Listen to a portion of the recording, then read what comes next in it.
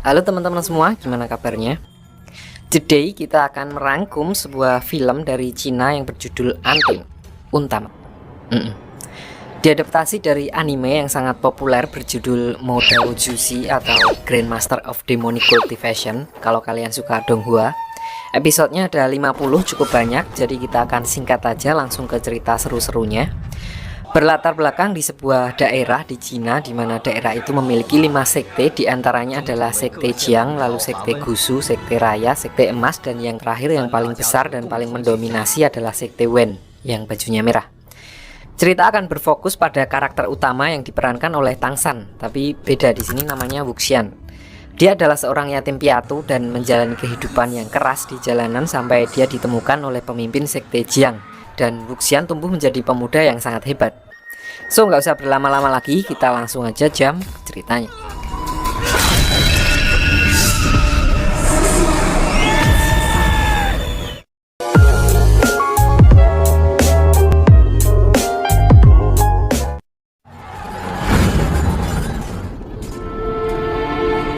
Di awal film kita diperlihatkan dengan peristiwa peperangan antara 5 sekte tadi. Peperangan tersebut terjadi karena entah kenapa Wuxian memilih untuk bunuh diri, dan kelima sekte itu memperebutkan sebuah benda yang bernama jimat harimau peninggalan Wuxian.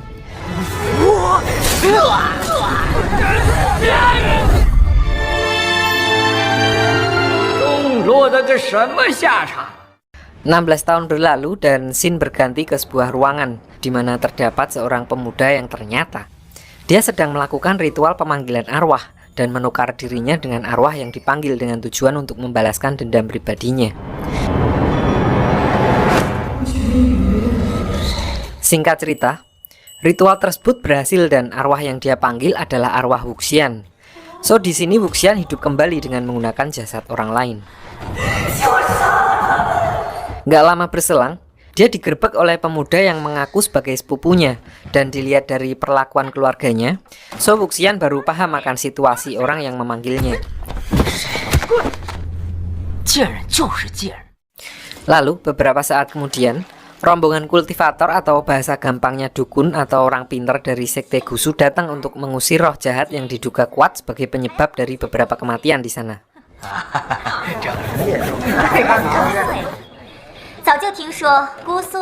Singkat cerita, malam pun tiba. Para kultivator itu sudah bersiap untuk melakukan ritual pengusiran setan. Lalu sekilas diperlihatkan anak dari ketua klan di sana iseng mencuri satu bendera jimat yang telah dipasang. Nggak lama setelah itu, dia kemasukan roh jahat dan membuatnya jadi seperti zombie. Di sini Wuxian yang dituduh sebagai penyebabnya karena selama ini dia dikenal suka main-main hal yang berbau klinik.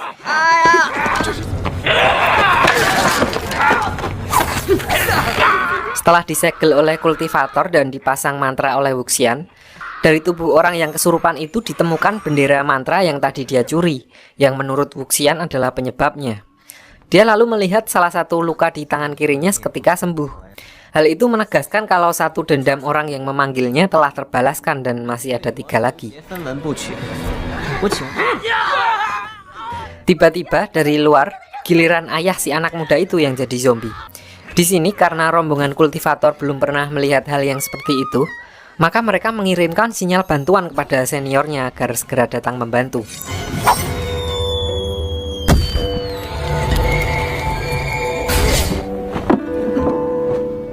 Ternyata, selanjutnya diketahui kalau roh jahat yang mengendalikan tubuh para korban bersembunyi di tangan kiri mereka. Dan sekarang giliran si ibu yang kerasukan. Saat para kultivator sedang berusaha menyegelnya, Wuxian malah membangkitkan 2 orang sebelumnya, yang juga menegaskan kalau dia punya kekuatan untuk mengendalikan mayat dan membuat para zombie itu jadi bertarung satu sama lain.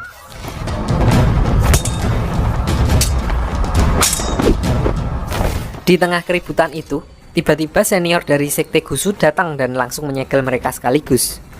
Dia adalah Lang Zhan, orang yang di opening tadi berusaha menarik Wuxian dari jurang. Dia menyadari kalau semua ini disebabkan oleh kekuatan dari jimat harimau dan ada hubungannya dengan Wuxian. Namun belum sempat melihatnya, Wuxian keburu menyelinap pergi dari sana.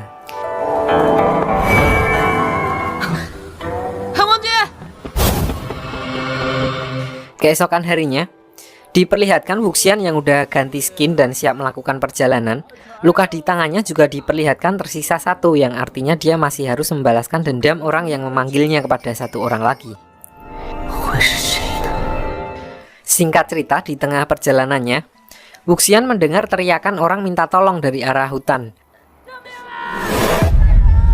Dan setelah diselidiki, ternyata suara itu berasal dari orang-orang yang kena perangkap yang dipasang oleh seseorang bernama Jinling dari Sekte Emas, sekte yang terkenal kaya, yang sebenarnya perangkap itu bertujuan untuk menangkap roh siluman di daerah situ. Melihat itu, Wuxian lalu keluar dan membebaskan orang-orang yang terperangkap. Di saat yang sama, dia juga ngejailin Jinling dengan segel biar dia nggak bisa bergerak.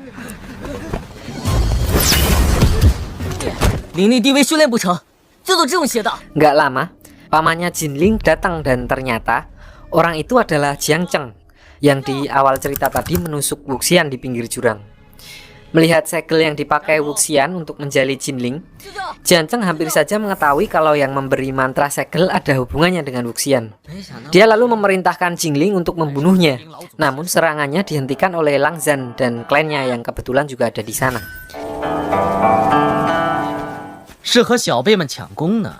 Mereka memprotes jaring-jaring yang dipasang oleh Sekte Emas tadi karena menyulitkan orang-orang dari sekte lain yang juga mau berburu roh siluman di hutan itu.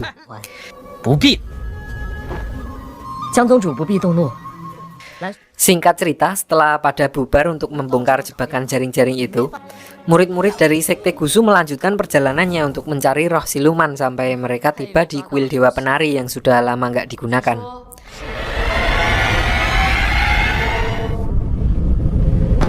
Nggak lama, Jinling dan rombongannya juga datang. Ternyata, patung Dewa Penari itu selama ini telah menyerap energi spiritual yang tertinggal di makam-makam yang ada di daerah itu.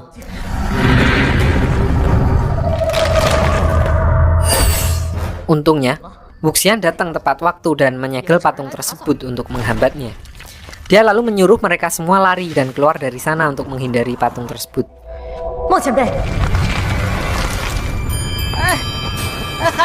Dalam keadaan darurat, Wuxian lalu membuat suling bambu dan mengeluarkan skill pengendaliannya untuk melawan patung tersebut.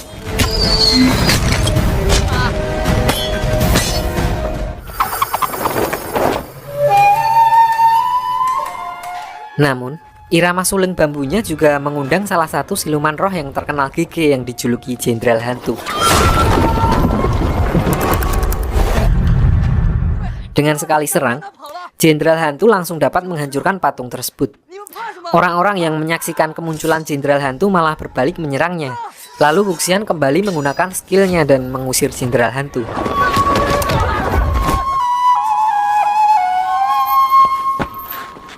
Dan di saat yang bersamaan, Lang Zhan dan Jiang Cheng datang. Begitu mendapat info kalau laki-laki bertopeng di hadapannya punya banyak kemiripan dengan Wuxian, orang yang dibunuhnya dulu, Jiang Cheng langsung menyerangnya dengan cambuk listrik. Namun di sini cambuknya nggak mempan sama Wuxian. Jadi cambuk itu fungsinya untuk mengusir siluman roh. Karena Wuxian sudah tewas 16 tahun yang lalu, jadi Jiang Cheng merasa kalau dia sekarang berubah menjadi roh jahat. Di tengah perdebatan mereka, Wuxian langsung flashback ke 16 tahun yang lalu dan teringat masa di mana dia dan Jiang Cheng yang sebelumnya masih muda berteman akrab. Jadi gini, Ketua Sekte Langit mempunyai dua anak, yaitu Jiang Li cewek dan Jiang Cheng. Lalu di perempatan Gambiran, dia melihat Wuxian kecil yang lagi muterin amplop buat makan sehari-hari. So karena kasihan sama mukanya, dia mengajak Wuxian ke rumah dan diangkat sebagai anak. Jadi Wuxian, Jiang Cheng, dan Jiang Li udah akrab dari kecil. Balik ke cerita saat Wuxian dan Jiang Cheng masih remaja, suatu hari mereka sama-sama pergi daftar ulang untuk sekolah di Sekte Gusu. Namun saat mereka di gerbang desa, ternyata undangan mereka ketinggalan. Disinilah awal pertama mereka bertemu dengan Lang Zhan, murid Sekte Gusu yang paling berbakat. Awalnya mereka semua diminta untuk menunggu sampai besok baru diizinkan masuk. Namun begitu malam tiba karena lagi corona, Lang Zhan datang menemui mereka dan mengizinkan mereka masuk ke desa. Sialnya, saat itu Wuxian sedang pergi untuk beli kamar haram, yang membuatnya jadi ditinggal sama teman-temannya. Dia akhirnya menerobos mantra yang menyegel gerbang dan masuk ke sana tanpa izin.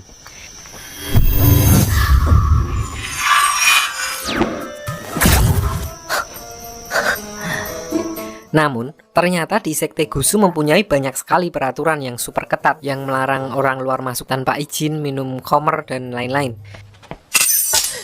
Di sini Lanzan berusaha untuk menangkapnya, dan karena Wuxian ini cerewet banget kayak Pak Kos, dia lalu menyegel mulutnya dengan mantra dan langsung membawanya menghadap guru besar.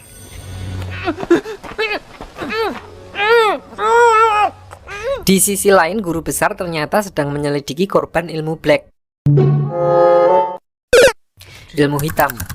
Diceritakan selama beberapa waktu terakhir, banyak kultivator yang menghilang dan Lanzan diutus untuk melakukan penyelidikan. Namun hasilnya dia malah mendapati salah satu anak buahnya dengan kondisi seperti itu.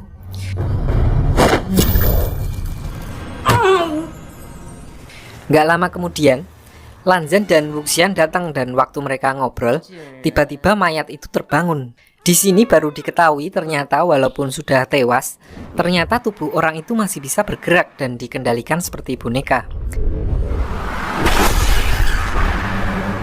Lalu kita diperlihatkan di sisi lain, ternyata dalang dari kejadian itu adalah Wen Rohan, pemimpin dari Sekte Wen, yang sedang ngetes kekuatan dari pecahan besi Yin yang sebenarnya belum sempurna.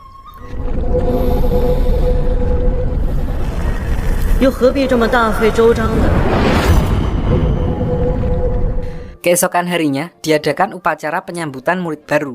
Di saat yang bersamaan, rombongan Sekte Wen datang dengan tuan mudanya yang bernama Wen Chao, yang mengantarkan kakak adik Wen Ning dan Wen Qing yang lumayan halus nih. Karena sikap arogannya Wen Chao, hampir terjadi perselisihan antara Wen Chao dengan Wuxian dan kawan-kawan. Namun beruntung mereka langsung dilerai oleh Lan Xichen, kakaknya Lanzan.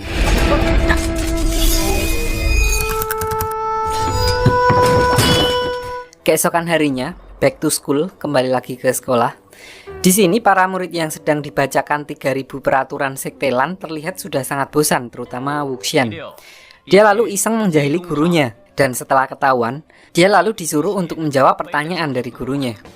Karena waktu itu belum musim gadoin Marimas, berbagai pertanyaan dapat dengan mudah dijawab, kecuali pertanyaan yang terakhir. Dia ditanya soal bagaimana cara menangani orang yang telah berubah menjadi roh jahat di akhir hidupnya. Disinilah mulai terlihat pemahaman Wuxian yang menyimpang dari prinsip seorang kultivator. Wuxian menganggap kalau memanfaatkan energi orang yang telah mati sebenarnya bukan masalah kalau tujuannya memang baik. Jadi perumpamanya gini, banjir itu menjadi bencana kalau kita nggak bisa kontrol. Tapi kalau bisa dikontrol, itu akan bisa digunakan menjadi sumber air yang banyak atau pembangkit listrik tenaga air, gitu-gitulah. Karena emosi mendengar jawaban Wuxian, guru besar lalu mengusirnya dari kelas dan menghukumnya untuk menyalin aturan Sekte Lan di perpustakaan.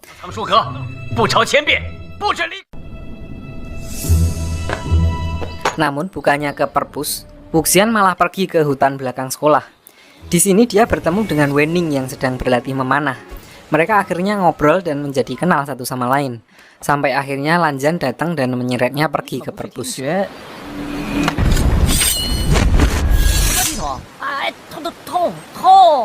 Sampai ke perpus, di sini dia masih aja godain Lanzan dan mengganti buku yang dia baca dengan majalah unyil. Lalu begitu melihat Lanzan yang jadi beneran emosi, Wuxian lalu memilih kabur dari sana.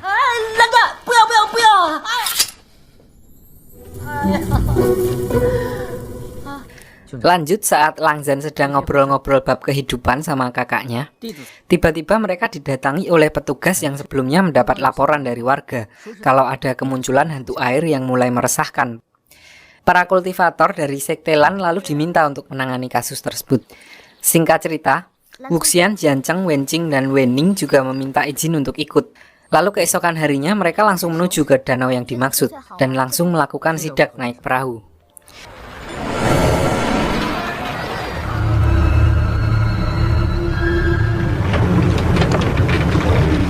Di sini Wuxian yang pertama menemukan hantu air itu, yang kebetulan bersembunyi di bawah perahunya Lanzan.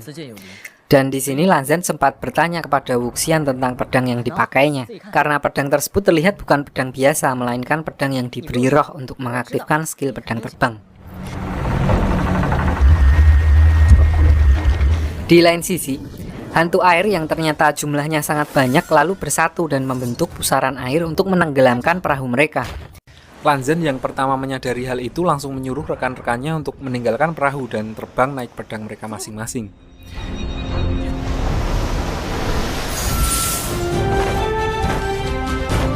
Di sini timbul masalah di mana salah satu kultivator yang pedangnya sebelumnya dipakai untuk menyerang hantu air ternyata nyangkut dan nggak bisa balik. Wenning yang melihatnya lalu berniat menolongnya, namun ternyata dia malah kesambet dan mereka jadi terjebak di perahu yang sama. Sementara itu, kakaknya Langzan mengeluarkan skill suling bambunya untuk menekan para hantu laut, dan Wuxian yang mencoba menolong Wenning, dia sempat agak kaget begitu melihat bentuknya Wenning dan hampir jatuh karena oleng. Beruntung mereka semua dapat diselamatkan oleh Langzan.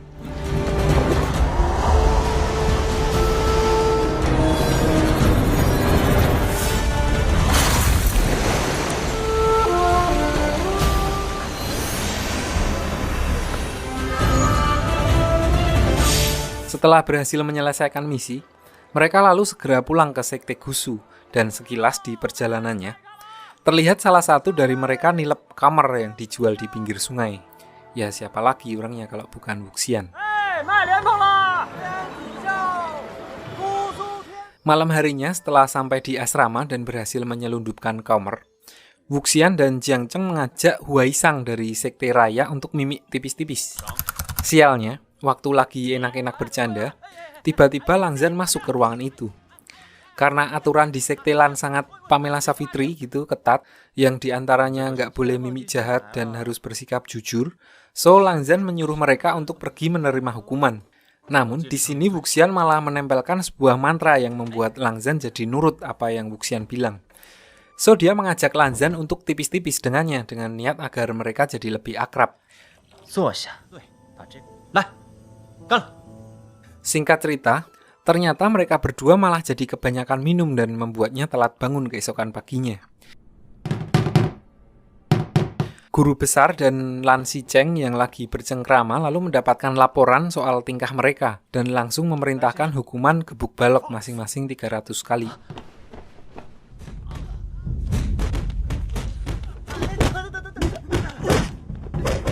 Setelah menerima hukuman itu, Wuxian dan Lanzan lalu pergi ke teater untuk menyembuhkan luka memar mereka. Dan di sini terjadi hal yang tidak terduga. Tiba-tiba mereka tersedot ke sebuah pusaran air yang ternyata menuju ke sebuah kolam bawah tanah yang diselimuti es. Di dalam sana terdapat sebuah kecapi pusaka peninggalan satu-satunya ketua perempuan dari Sekte Lan. Karena keingintahuannya, di sini Langzan mencoba memainkan kecapi tersebut untuk mengetahui sejarah dari kecapi itu.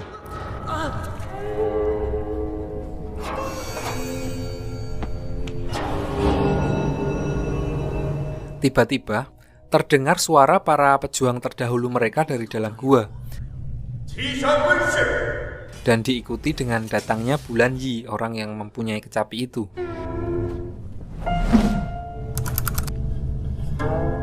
Di sini Bulan Yi menceritakan kalau ternyata selama ini dia berdiam di sana untuk menjaga pusaka pecahan besi Yin, yang dulu segelnya dia lepas. Dan setelah 100 tahun, tiba-tiba belakangan ini pecahan besi yang dia jaga menunjukkan aktivitas. Karena merasa energinya sudah semakin memudar dan tidak akan kuat lagi menjaga pusaka itu, maka dia meminta kepada Langzan dan Wuxian untuk memberitahukan kepada ketua sekte agar bisa segera diamankan. Di sini Bulan Yi juga sedikit menceritakan tentang ibu dan gurunya Wuxian yang ternyata mereka juga temenan waktu masih sekolah. Ternyata, kenapa belakangan ini pecahan besi Yin mengalami aktivitas adalah karena salah satu pecahannya telah diaktifkan oleh pemimpin dari Sekte Wen. Dan ternyata dia mengutus Wenqing dan Wenning untuk memata-matai Sekte Lan dan mencari pecahan lainnya di wilayah Sekte Lan.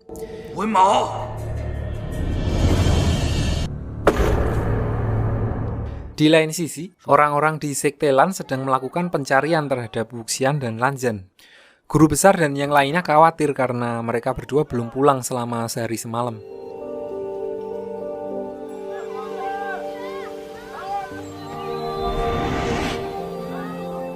Singkat cerita, setelah mereka kembali ke perguruan, pecahan besi Yin itu langsung disegel oleh kakaknya Lanzan. Di sini baru guru besar memberitahukan bahwa gua tempat besi yin itu disegel memang dirahasiakan dari semua anggota klan, karena dikhawatirkan kalau sampai keberadaannya diketahui akan mengundang bencana. 那个先生，您放心，我保证不跟别人。 Di saat yang bersamaan, Wen Rohan, ketua dari Sekte Wen, mendapat laporan dari anaknya kalau besi yin di wilayah Sekte Gusu sudah muncul. Dia lalu memerintahkan anaknya untuk lebih proaktif lah gimana caranya biar bisa dapat pecahan besi itu. Dia juga memerintahkan Sui Yang, salah satu bawahannya yang agak barbar, untuk mencari pecahan yang lain. Kembali ke Sekte Gusu, waktu mereka sedang pelajaran prakarya bikin lampion, di sini para murid cewek malah gibah tentang kakak angkatnya Wuxian yang akan dijodohkan dengan pangeran dari Sekte Emas. Di sini Wuxian mendengar si cowok berkata kalau sebenarnya dia tidak mau dijodohkan dan menikah dengan kakaknya Wuxian. Karena emosi mendengar hal itu, Wuxian lalu menantangnya berduel.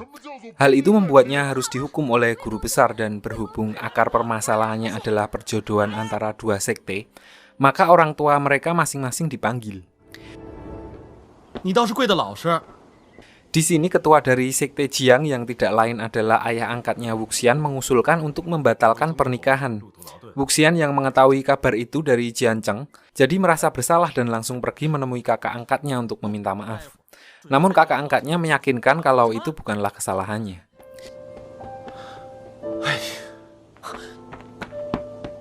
Setelah pertemuan singkat itu, guru besar dan Lan Shichen lalu mengadakan emergency meeting dengan ketua Sekte Jiang. Di sini mereka menanyakan tentang kemunculan hal-hal aneh dan pembunuhan beberapa kultivator yang terjadi belakangan ini. Ketua Sekte Jiang mengatakan kalau di wilayahnya juga terjadi hal semacam itu, dan pelaku pembunuhan yang tertangkap ternyata adalah anggota muda dari Sekte Wen, yang menegaskan kalau dalang dibalik semua kejadian ini adalah Wen Rohan alias ketua dari Sekte Wen. Di sini mereka menyimpulkan harus segera mengambil tindakan sebelum besi yin berhasil dikumpulkan oleh Wen Rohan. 你在云深不知处所犯之过，向蓝先生、蓝宗。 Kakaknya Lanzan lalu diam-diam menyuruh Lanzan untuk melakukan perjalanan mencari pecahan besi yin yang lainnya menggunakan pecahan miliknya karena sifat pecahan besi yin yang tarik-menarik antara satu dengan yang lainnya. 不必。 Wuxian yang menyadari kalau Lanzan berangkat sendiri untuk mencari pecahan besi yin juga langsung pergi menyusulnya. 您看，夜猎去也，魏无羡。 Keesokan harinya, diperlihatkan Wuxian yang sudah berhasil menyusul Lanzan, dan di sini mereka juga tidak sengaja bertemu dengan Huaisang saat sedang berada di kota sebelah.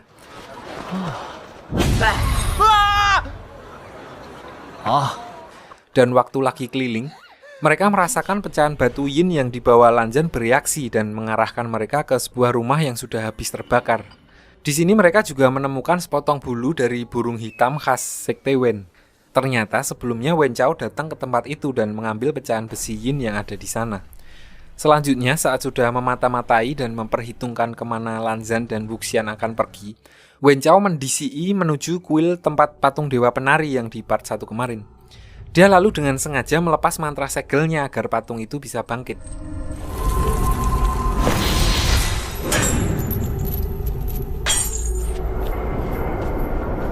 Dan ternyata dugaannya memang benar.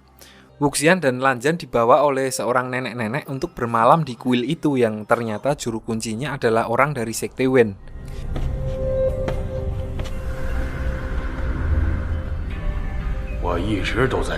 Beralih ke Jiancheng yang juga dalam perjalanan untuk menyusul Wuxian.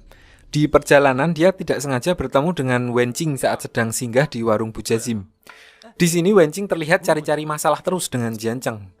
Ternyata Wenqing sengaja akting seperti itu untuk memberinya kode kalau Wuxian ada di kuil penari dan sedang dalam bahaya. Mendengar hal itu, nggak pakai lama dia langsung OTW ke laptop.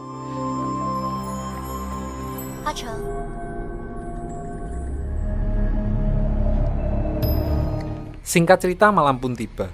Saat Wuxian dan yang lainnya sedang tertidur, tiba-tiba patung dewa itu bergerak dan menyerang mereka. Di sini Wuxian dan Lanzan berusaha melawan dan menyegel kembali patung itu.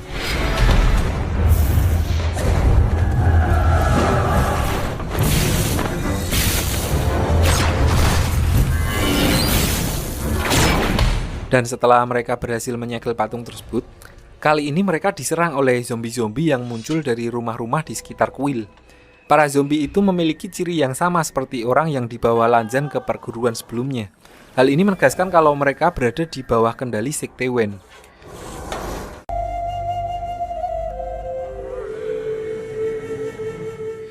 Namun, di tengah kegaduhan itu, tiba-tiba para zombie berhenti menyerang dan berbalik arah. Ternyata dari arah yang berlawanan, Wenjing memanggil mereka dan berusaha untuk menghentikannya sendiri.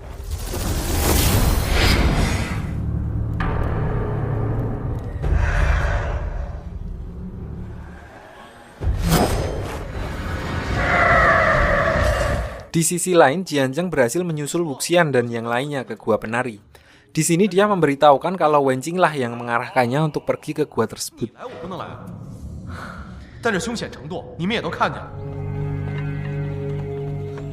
Saat matahari sudah muncul, mereka langsung bergegas keluar gua dan menyusul Wenjing yang ternyata sedang berusaha mengusir burung hitam yang mengintainya.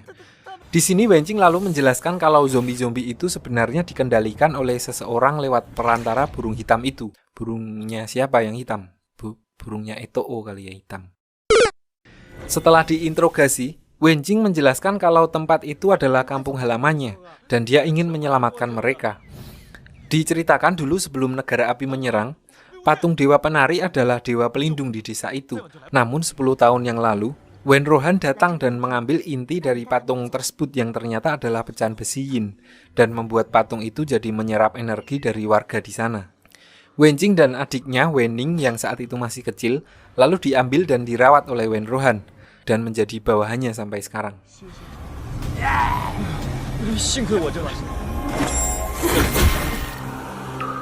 Setelah mendengar penjelasan dari Wenjing, Wuxian dan Lanzan lalu pergi mencari burung hitam tadi untuk membebaskan orang-orang itu.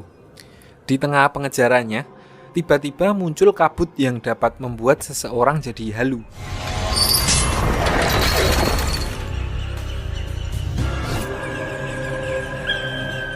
Namun dengan instruksi dari Lanzan untuk menutup mata mereka, mereka dapat menghalau serangan-serangan tersebut dan akhirnya menghabisi burung hitam itu.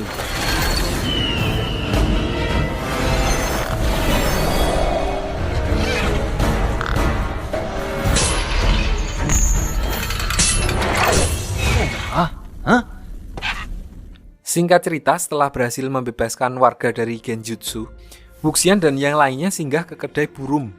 Di sini Wuxian agak kepo dan bertanya kepada pelayan tentang kejadian-kejadian aneh yang terjadi di sekitar situ belakangan ini. Si pelayan kedai itu lalu bercerita tentang sebuah klan kultivator kecil yang tinggal di daerah sana. Dia mengatakan kalau semua anggota keluarga di sana tiba-tiba menghilang dan tidak pernah terlihat lagi. Dan menurut desas-desus yang beredar, tiap malam dari dalam rumah itu selalu terdengar suara ketukan, seolah-olah mereka terkurung di sana dan tidak bisa keluar. Setelah mendengar cerita itu, besi yin yang dipegang Lanzan mulai bereaksi. Dia melihat orang-orang di dalam rumah itu sedang sekarat.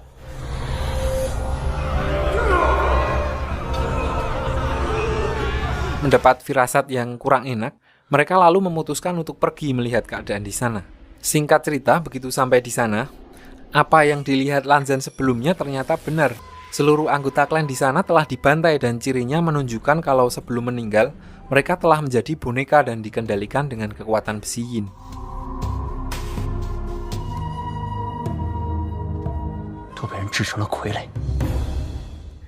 Ternyata, dalang dari kejadian itu adalah Sui Yang, orang yang sebelumnya diutus oleh ketua Sekte Wen untuk mencari pecahan besi yin. Gak lama setelah kemunculannya, datang 2 orang yang selama ini ternyata udah cukup lama mencarinya.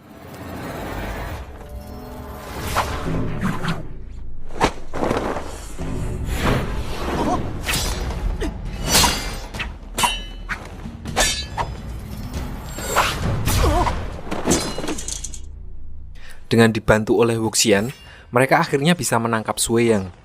Mereka lalu menginterogasi Sui Yang untuk mengetahui motifnya membantai sebuah klan kecil. Wuxian dan yang lainnya sudah curiga kalau semuanya pasti ada hubungannya dengan besi yin dan Sekte Wen. Namun Sui Yang dengan santai menyangkal tuduhan tersebut.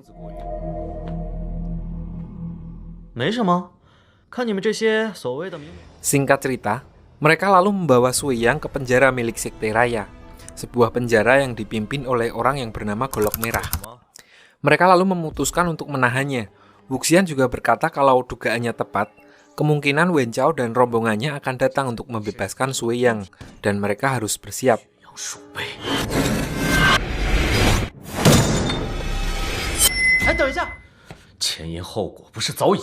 Di sini Tuan Golok Merah lalu memberitahu Lan Zhan kalau Lan Xichen, kakaknya Lan Zhan, menulis surat untuknya dan memintanya kembali ke Sekte Gusu membawa pecahan besi yin. Karena Lan Xichen ternyata telah menemukan catatan kuno tentang besi yin. So Lan Zhan langsung pergi dan meninggalkan Wuxian dan yang lainnya di sana.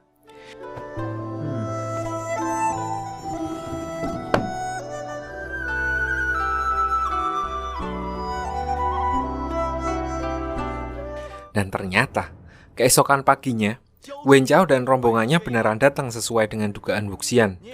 Dia meminta mereka untuk menyerahkan Sui Yang. Namun karena rencana jahat Sekte Wen sudah terdengar oleh para pemimpin sekte-sekte besar lainnya, so mereka menolak permintaan tersebut. Berhubung karakter Sekte Wen yang memang barbar, mereka langsung menyatakan permusuhan dengan Sekte Raya karena tidak mau menuruti permintaannya. Dan akhirnya war pun tidak bisa dihindari.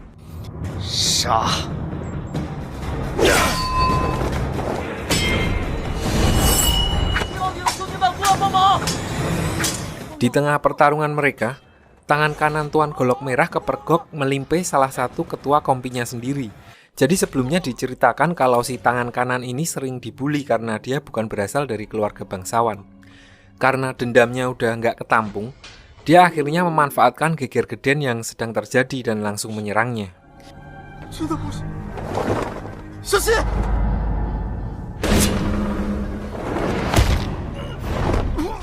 Singkat cerita, setelah Wen Chao puas mengobrak-abrik tempat itu dan membebaskan Sui Yang, mereka lalu pergi dari sana. Dan setelah peperangan tersebut, Tuan Golok Merah lalu memanggil tangan kanannya. Awalnya dia berniat untuk mengeksekusinya, namun dengan menimbang pengabdiannya selama ini, akhirnya dia hanya mengusirnya dan tidak diperbolehkan lagi kembali ke sana. Di lain sisi, melihat kebarbaran Sekte Wen kepada sekte-sekte lain membuat Wuxian dan Jiang Cheng juga khawatir dengan Sekte Jiang. So nggak lama mereka juga balik ke Sekte Jiang.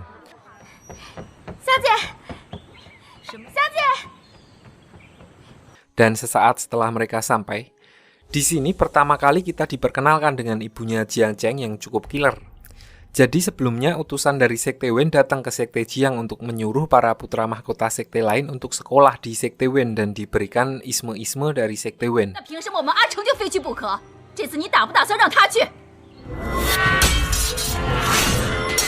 Sementara itu di Sekte Gusu, di sini mereka juga telah diserang oleh Sekte Wen. Mahaguru Sekte Gusu, Lan Xichen dan para murid yang selamat melarikan diri ke belakang gunung dengan membawa catatan-catatan kuno tentang sejarah sekte mereka. Dan di saat Sekte Wen mengejar, tiba-tiba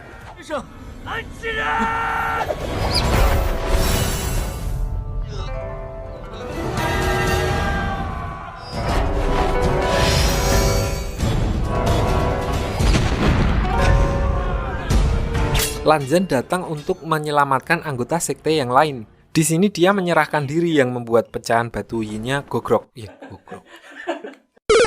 Pecahan batu yin-nya jatuh.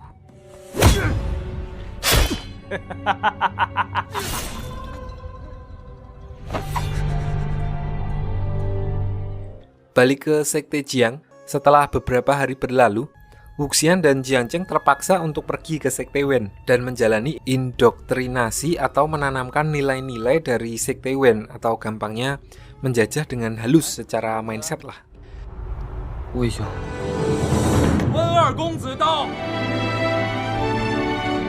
Sementara itu, Wen Rohan yang sekarang telah memiliki 3 pecahan batu yin, dia mendapat kabar bahwa Wen Qing telah berusaha menyelamatkan Wuxian waktu mereka diserang zombie kemarin. So Wen Rohan mengancam akan menjadikan Wen Ning, adik dari Wen Qing, menjadi zombie jika dia mengulangi perbuatannya lagi.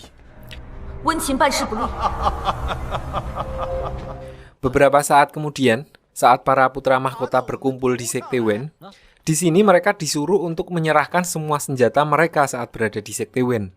Karena melihat kondisi mereka, walaupun tidak terima, terutama Sekte Emas yang emang paling kaya dari keempat sekte itu, namun akhirnya mereka memberikan semua pedang mereka. 今天就看在你的面子上。 Di sini mereka diberikan buku tentang sejarah para leluhur dan norma-norma dari Sekte Wen dan disuruh untuk menghafalnya. Setelah selesai pelajaran pun, mereka tidak diperbolehkan keluar dari asrama untuk menjaga kerahasiaan mereka. 二公子有令。哎，你交台语不行啊？哎， Singkat cerita, keesokan harinya, Wen Chao menyuruh salah satu dari para putra mahkota sekte lain untuk membacakan ajaran Sekte Wen, dan di sini Wuxian yang maju duluan. Namun, dia malah membacakan larangan Sekte Gusu yang dia pelajari waktu bersama Lanzan dengan maksud untuk meledek Wen Chao, yang tentu saja membuat Wen Chao sangat marah. 把他们3个给我拉到菜园子去。 So, dia dihukum di sebuah ruangan bawah tanah yang ternyata di dalamnya berisi anjing yang berukuran sangat besar.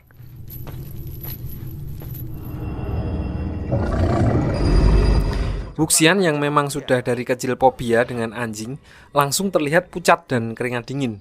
Dan saat dia udah hampir berbusa, tiba-tiba anjing itu dibius dengan beberapa jarum dan ternyata itu adalah Wenning. Dia juga memberikan beberapa obat luka kepada Wuxian karena rasa terima kasihnya telah menyelamatkannya waktu melawan hantu air di awal film kemarin. Keesokan paginya, Wen Chao datang untuk mengecek keadaan Wuxian dan anjingnya, dan dia cukup kaget karena melihat Wuxian bisa bertahan. Beberapa saat kemudian, Wen Chao membawa semua putra mahkota sekte lain ke sebuah gua untuk berburu seekor monster mistis yang sebenarnya memang mustahil untuk mereka kalahkan.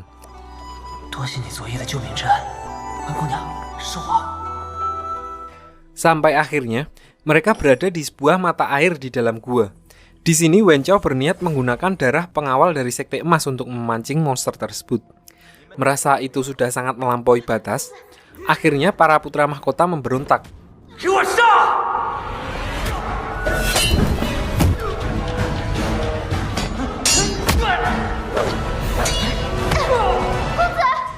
Di sini Wuxian dengan sengaja lagi-lagi memancing emosi Wen Chao dan akhirnya bisa menyandranya dengan membawanya ke atas sebuah batu. Namun ternyata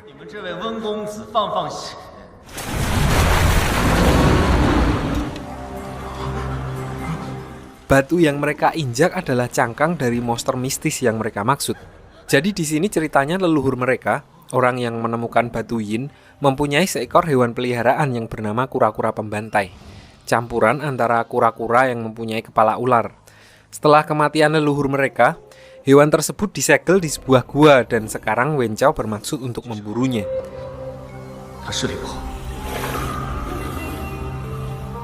Karena kaget, Wuxian melepaskan Wen Chao dan Wen Chao langsung melarikan diri keluar gua sambil memotong tali yang mereka gunakan untuk turun ke tempat tersebut dan menutup mulut gua dengan batu.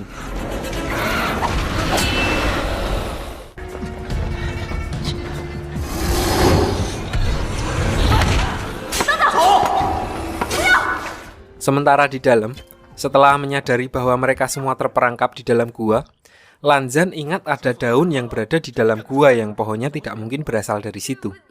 Yang mengartikan kalau ada jalur lain dari dalam gua tersebut. Namun, belum bisa dipastikan ukurannya apakah muat untuk dilewati seekor manusia. So, mereka mulai mencari celah-celah di sekitar gua dan tidak menemukannya. Wuxian memiliki pemikiran kalau daun tersebut bisa saja hanyut dari luar dan masuk dari bawah kolam tersebut. So, di sini mereka membagi tugas.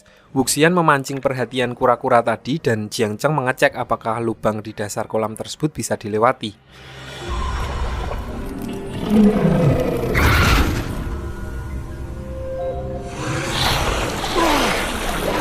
Dan setelah berhasil mengecek lubangnya yang ternyata cukup besar, mereka semua langsung OTW ke dasar kolam. Di sini awalnya Wuxian berniat untuk memancing perhatian kura-kura itu sendirian. Namun karena terlihat kewalahan, Lanzan juga tinggal di situ untuk membantunya.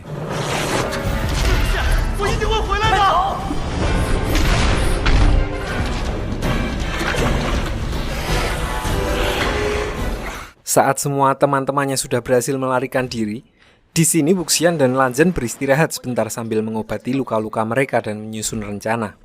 Namun saat kura-kura itu kembali ke posisinya, Kura-kura itu sengaja menutupi lubang yang akan mereka pakai untuk melarikan diri.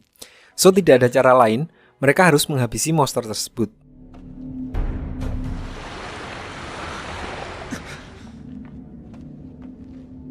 So di sini mereka mengumpulkan anak panah dan tali dari busur panah yang nantinya akan mereka pakai sebagai senjata. Mereka berencana akan masuk ke dalam cangkang kura-kura. Sesaat setelah Wuxian masuk ke dalam cangkang dan tidak diceritakan dari lubang mana, di dalam dia menemukan jasad orang-orang yang telah dimakan, dan di tengah-tengah dia menemukan sebuah pedang hitam yang menancap di tubuh kura-kura tersebut. Merasa curiga, Wuxian mencoba untuk mengambil pedang tersebut. Namun sesaat setelah Wuxian menyentuh pedang itu, dia seperti merasakan aura pekat yang sangat jahat di dalam pedang itu.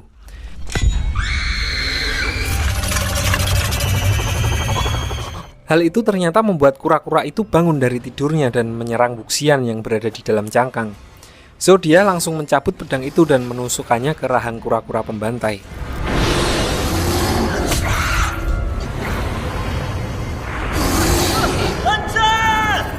Dan saat mereka keluar dari cangkang, Lang Zhan langsung menekak, melilitkan tali yang telah dia kumpulkan dan berusaha untuk mencekik kura-kura tersebut.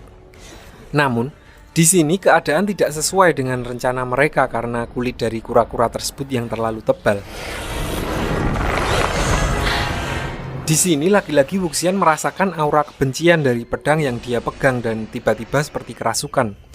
Dia bisa melakukan telekinesis, yaitu kemampuan yang dapat menggerakkan benda di sekitar tanpa menyentuhnya. Di sini, dia menusukkan pedang-pedang yang ditinggalkan oleh para korban kura-kura itu ke dalam lehernya yang membuat kura-kura itu is dead.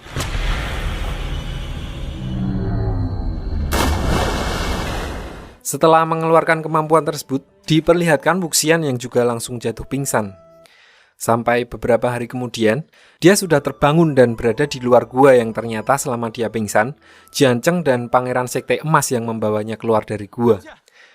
Sampai di sini, karena kerusuhan yang terjadi di sekte masing-masing, mereka semua memutuskan untuk pulang dan menyusun rencana untuk membalas kepada Sekte Wen.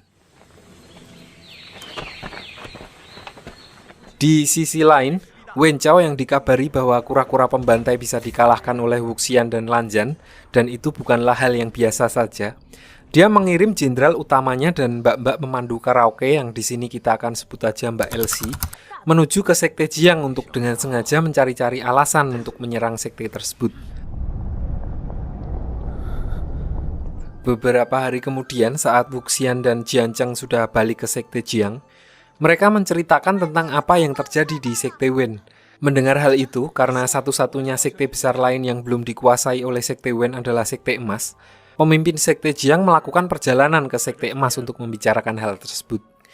Dalam pembicaraan itu juga kelihatan sekali bahwa ibu dari Jiancheng sangat tidak menyukai Wuxian karena dia terlihat lebih berbakat dalam segala hal daripada Jiancheng sendiri.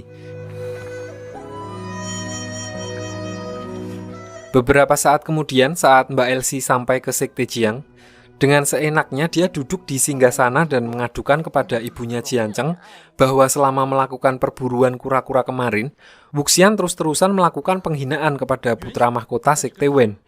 Di sini karena emang ibunya Jiancheng udah punya modal nggak suka sama Wuxian, dia langsung mencambuknya dengan cambuk listrik senjata pamungkas turun-temurun Sekte Jiang. Namun tidak berhenti di situ. Mbak Elsie juga mengeklaim rumah dari Sekte Jiang untuk digunakan sebagai kantor pengawas Sekte Wen di Sekte Jiang.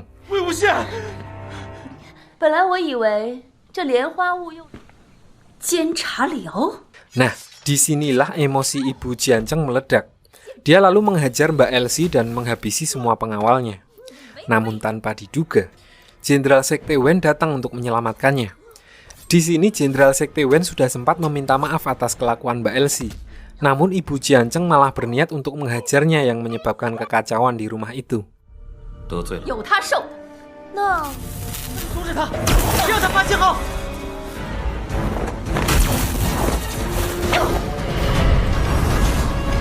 Sementara itu, Mbak Elsie menggunakan kesempatan itu untuk memanggil bala bantuan dengan menggunakan kembang api klan Wen.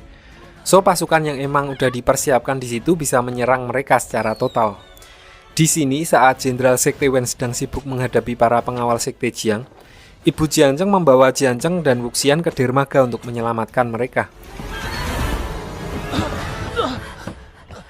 Dia juga memberikan senjata legendaris cambuk listrik kepada Jianzheng, sedangkan dia sendiri berniat untuk mempertahankan Sekte Jiang sendirian.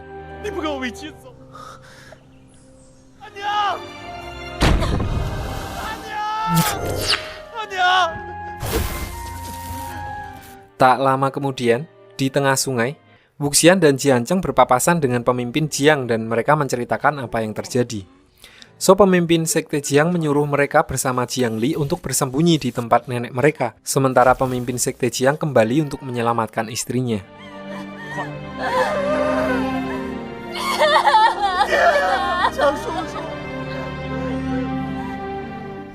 Singkat cerita, setelah sampai ke padepokan, diperlihatkan pemimpin Sekte Jiang dan istrinya yang mati-matian mempertahankan sekte mereka.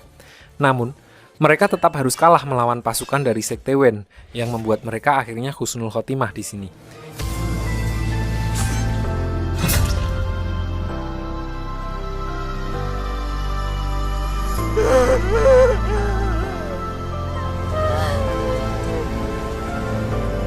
Di sisi lain, setelah sampai di penginapan, Wuxian pergi membeli obat untuk Jiang Li yang terkena demam karena terlalu syok. Setelah balik ke penginapan, ternyata Jiang Cheng balik ke Sekte Jiang sendirian.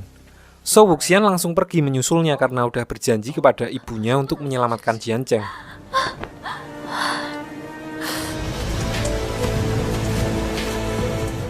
Sesampainya di Sekte Jiang, beruntung dia bertemu dengan Wenning. Wenning berkata kalau Jiang Cheng sudah tertangkap. Di sini dia malah menawarkan bantuan untuk menyelamatkan Jiang Cheng selagi para anggota Sekte Wen sedang melakukan perayaan. Setelah beberapa lama menunggu di sebuah kapal, akhirnya Wenning keluar dengan membawa Jiang Cheng. Di sini karena Jiang Cheng terluka parah, mereka membawanya menuju ke tempat Wenqing, kakaknya Wenning, untuk dirawat. Beberapa hari kemudian saat Jiang Cheng sudah terbangun, ternyata waktu dia sedang melawan Jenderal Wen kemarin, dia terkena jurus peluluh inti milik Jenderal Wen, yang membuatnya tidak bisa mengeluarkan tenaga dalamnya. Mengetahui hal tersebut, di sini Jiang Cheng terlihat sangat stres sampai-sampai dia hampir menjadi gila. Melihat itu, Wuxian meminta Wenqing untuk menunjukkan semua buku pelajaran tentang pengobatan yang dia punya. Dan dia mulai mempelajari buku tersebut satu persatu untuk mencari cara mengembalikan tenaga dalam Jiang Cheng. Namun, sampai berhari-hari pun dia tidak menemukan cara untuk mengembalikan tenaga dalam seseorang yang telah dihapus. Sampai akhirnya dia teringat dengan guru dari almarhum ibunya dulu yang bernama Baoshan. Di sini Wuxian mempunyai ide untuk menyuruh Jiang Cheng menyamar sebagai dirinya dan berguru kepada Baoshan. So, malam harinya saat Jiang Li sedang tertidur, mereka mengirim Jiang Li ke Sekte Emas, sedangkan mereka sendiri OTW menuju tempat Baoshan.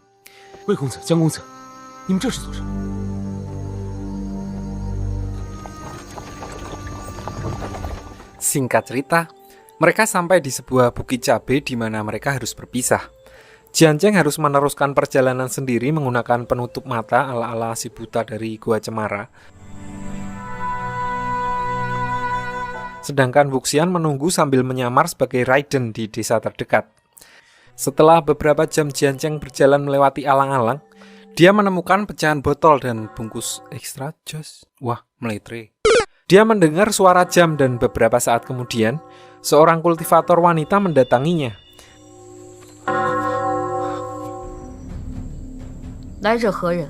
Setelah beberapa pertanyaan yang dapat dijawab dengan lancar oleh Jiang Cheng, dia dibawa ke puncak bukit oleh kultivator tersebut. Lalu tiba-tiba, Jiang Cheng seperti bermimpi tentang Sekte Jiang yang dihancurkan oleh Jenderal Wen. Dan pada saat terbangun, dia sudah mendapatkan tenaga dalamnya kembali, dan ternyata itu sudah 7 hari sejak kepergiannya.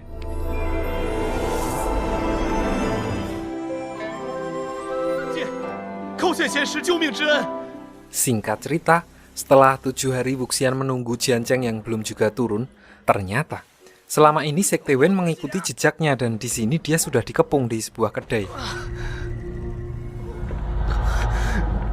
Setelah diinterogasi dan disiksa mati-matian, di sini Wuxian bersumpah kelak kalau mati, dia akan menjadi roh jahat yang akan selalu menghantui mereka sampai akhir hayat. Lalu Wuxian dibawa ke sebuah tebing gunung yang konon gunung tersebut adalah tempat pembuangan mayat korban perang zaman dahulu, sehingga aura kebencian pada atmosfer gunung tersebut terasa sangat pekat. Di sini dia didorong hingga terjatuh dan saat sampai di bawah, Wuxian seperti dibawa oleh sebuah aura hitam pekat seperti saat dia melawan kura-kura pembantai.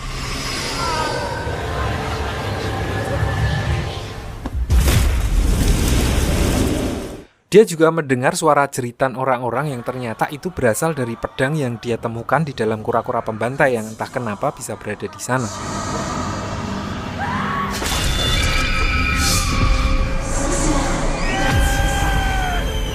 Di sisi lain, Wenqing dan Wening juga tertangkap atas tuduhan berkhianat dan melindungi Wuxian dan Jianzheng.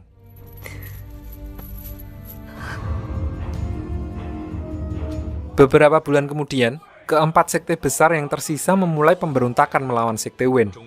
Karena kalah jumlah, pertama-tama Lang Zhan dan Jianzheng berencana untuk bergerilya mengambil alih kota Yiling, kota yang berada di sebelah sekte Wen. Di sisi lain di Yiling, diperlihatkan Wen Chao dan Mbak Elsie yang sangat ketakutan atas sumpah terakhir Wuxian yang akan menjadi roh jahat dan tiba-tiba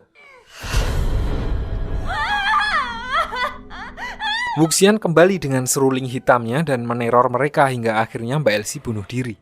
Sementara Wen Chao dan Jenderal Wen melarikan diri.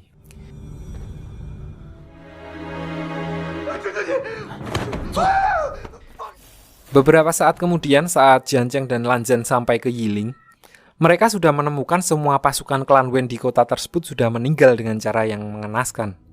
Mereka juga menemukan Wenqing yang dipenjara di bawah tanah. Untuk membalas kebaikan Wenqing karena sudah menyelamatkannya, di sini Jianzheng memberikannya sebuah sisir sebagai simbol untuk suatu saat jika Wenqing membutuhkan bantuan, Jianzheng akan dengan senang hati membantunya. Lagu lama. Setelah melihat apa yang terjadi di Yiling, Jianzheng dan Lan Zhan mendapat kabar bahwa Wen Chao dan Jenderal Wen menuju ke sekte Jiang. So mereka langsung bergegas mengejarnya.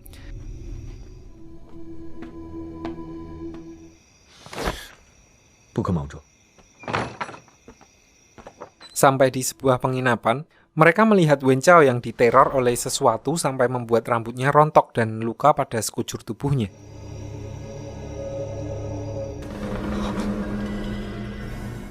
Lalu tiba-tiba, Wuxian datang dan kali ini, dia bertarung menggunakan roh jahat sebagai senjatanya.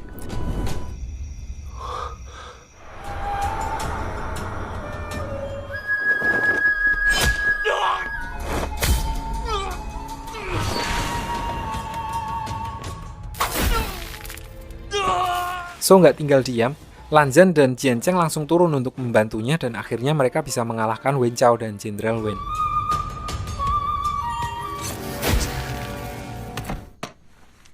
Saat selesai pertarungan dan reuni tipis-tipis, di sini Lan Zhan seperti merasakan ada sesuatu yang ganjil pada diri Wuxian.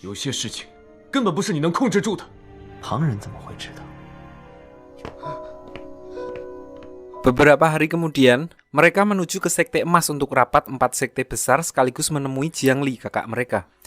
Di sini pada saat perjamuan, Wuxian tidak lagi membawa pedangnya melainkan hanya membawa seruling yang menurut tradisi, hal tersebut dianggap tidak sopan di sana. So Wuxian langsung pergi meninggalkan orang-orang di sana. Saat Wuxian berada di dalam kamar, Jiang Li datang untuk mencoba menenangkannya. Dan pada saat dia penasaran dengan seruling hitam milik Wuxian, seruling itu menolaknya seperti hanya menurut kepada Wuxian.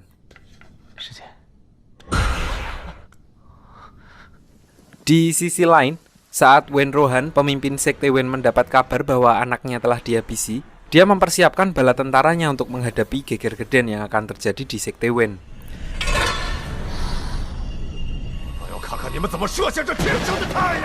Paginya saat diskusi yang membahas tentang penyerangan, Wuxian bahkan tidak mengikuti pertemuan tersebut yang membuat Jianzheng harus meminta maaf karena dirasa tidak menghargai para tetua sekte lain.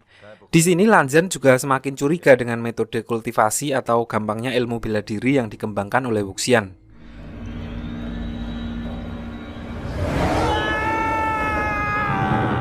Malamnya, Akhirnya Wuxian berbicara kepada Lanzan dan menjelaskan tentang semua kultivasi yang dipelajarinya selama 3 bulan terakhir.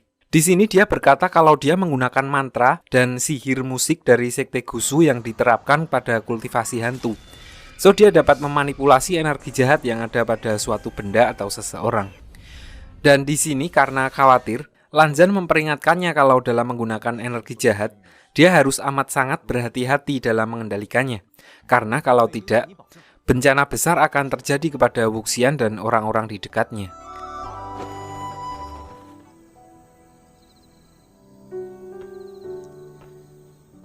Singkat cerita, paginya, operasi pemberontakan terhadap Sekte Wen dimulai. Di sini mereka juga harus melawan monster yang berubah karena kekuatan pecahan besi yin yang belum stabil.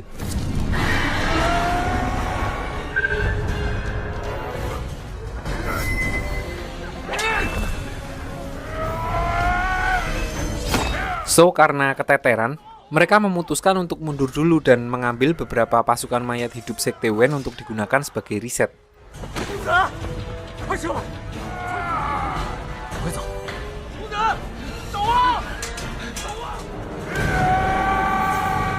Sementara itu, di kamp peperangan, Wuxian mendapat laporan bahwa Jiang Li, kakak angkatnya, lagi-lagi dibuat menangis oleh putra mahkota Sekte Emas. Di sini terlihat temperamen Wuxian yang berubah menjadi meledak-meledak, yang disalahartikan oleh orang-orang yang menduga itu adalah efek dari kultivasi hantu yang dia kembangkan.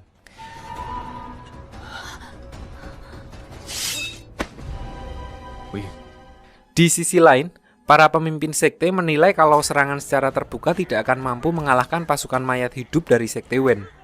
So mereka menyusun rencana untuk menyusup ke istana Sekte Wen.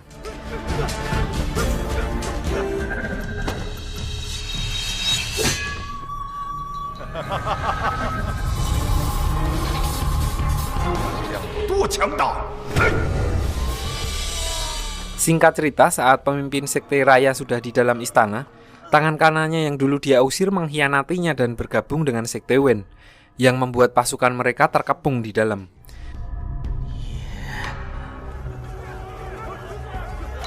So melawan pasukan mayat yang tidak ada habisnya, di sini Wuxian menggunakan kultivasinya untuk mencoba mengendalikan mayat-mayat tersebut. Dan akhirnya mayat-mayat itu bertarung antara satu dengan yang lainnya. Ternyata, pedang yang Wuxian ambil dari tubuh kura-kura pembantai adalah jelmaan dari pecahan besi yin terakhir dan sekaligus segel harimau yin, yang menurut legenda, segel itu adalah yang paling kuat, bahkan jika semua besi yin digabung. Dan itu juga alasan mengapa Wuxian tidak pernah membawa pedangnya.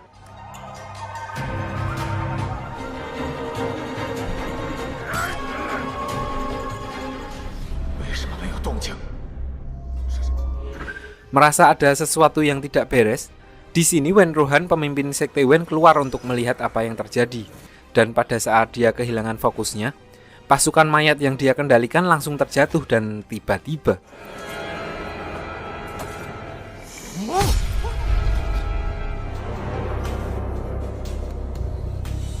tangan kanan Sekte Raya tadi cuma berpura-pura berkhianat untuk bisa mendekati dan akhirnya menghabisi Wen Rohan. Dan akhirnya dengan kematian Wen Rohan, Sekte Wen dapat dikalahkan.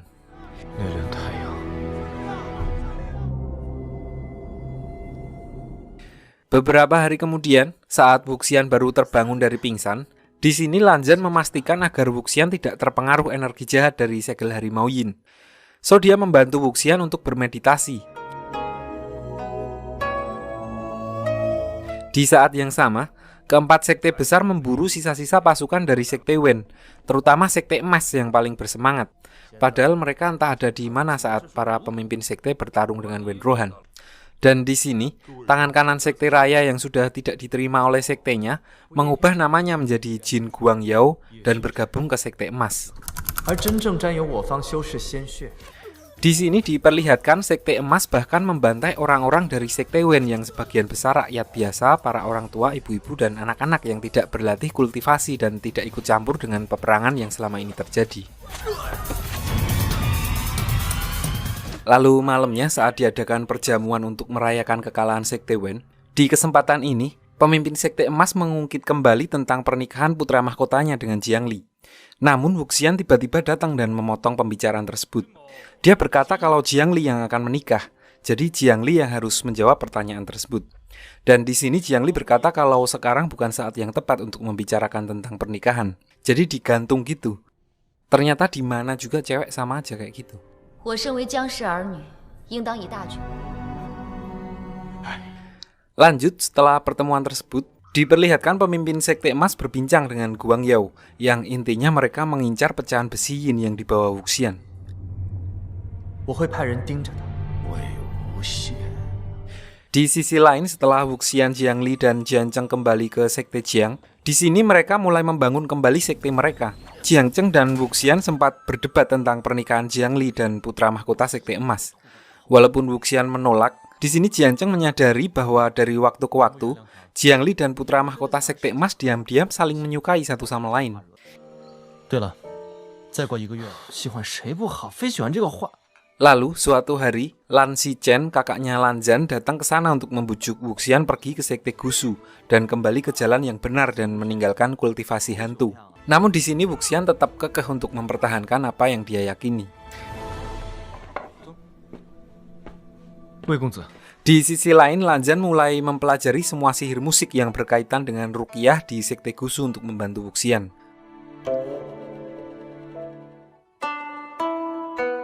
Lalu beberapa hari kemudian, putra mahkota Sekte Emas datang untuk secara pribadi mengunjungi Jiangli, sekaligus mengundang mereka untuk acara perburuan monster di Lumajang. Dia juga menanyakan kepada Wuxian tentang keberadaan sisa pecahan besi yin. Tidak berhenti di situ, dia juga menyuruh Wuxian untuk menyerahkan segel harimau yin dan menjelaskan kepada semua sekte tentang apa yang terjadi saat peperangan melawan Wenruhan kemarin.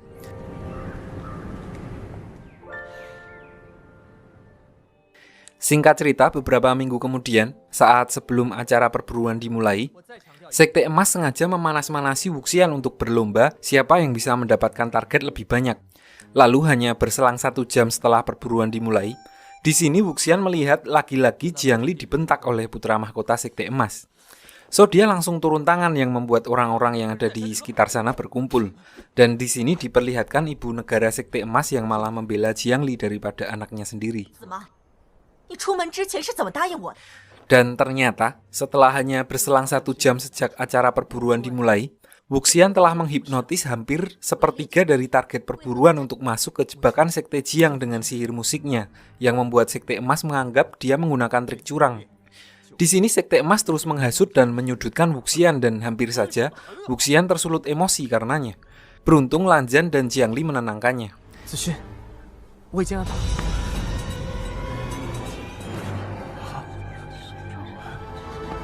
阿信， Lalu beberapa saat kemudian, saat Wuxian dan Jiangli pamit, di sini putra mahkota Sekte Emas mengakui perasaannya dengan Jiangli. Namun karena memang dari kecil udah dimanja terus dan selalu menang, selama ini dia terlalu malu untuk mengalah dan menyatakan perasaannya kepada Jiangli. Jadi gimana ya kalau orang sekarang egois gitu, maunya diperjuangin terus, padahal baper juga sama. 阿离， 哎呀， So, sampai sini udah clear, Jiangli lalu memutuskan untuk ikut ibu negara ke Sekte Emas. Setelah kejadian itu, Wuxian memutuskan untuk pergi ke kota dan meninggalkan area perburuan. Namun tidak disangka di kota dia bertemu dengan Wen Qing, yang pasca kekalahan Wen dia berubah menjadi seperti pengemis. 臭脚花子！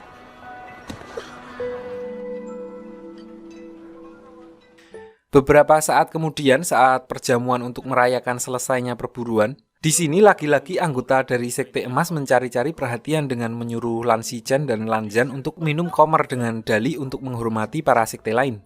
Padahal udah tahu kalau Sekte Gusu tidak memperbolehkan murid-muridnya untuk minum khamr, haram. Lalu di sini tiba-tiba Wuxian yang entah dari mana datangnya langsung merebut khamr tersebut dan meminumnya. 我替代。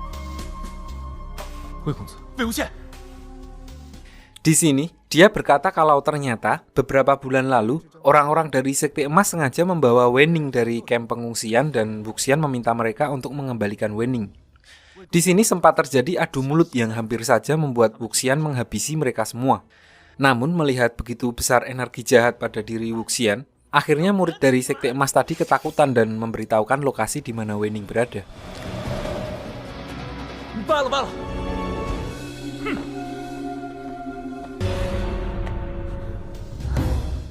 Di sini sempat terjadi adu mulut yang hampir saja membuat Wuxian menghabisi mereka semua. Namun melihat begitu besar energi jahat pada diri Wuxian, akhirnya murid dari Sekte Emas tadi ketakutan dan memberitahukan lokasi di mana Wenning berada. 罢了罢了，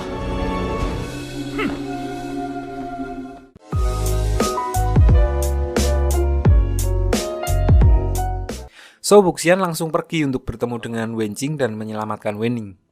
Namun, ternyata kejadian tersebut juga membuat pemimpin Sekte Emas tersinggung melihat anggotanya dipermalukan di depan banyak orang. Walau semua perkataannya dinilai benar, namun para bangsawan sekte lain juga melihat kalau Wuxian agak menjadi lebih temperamen.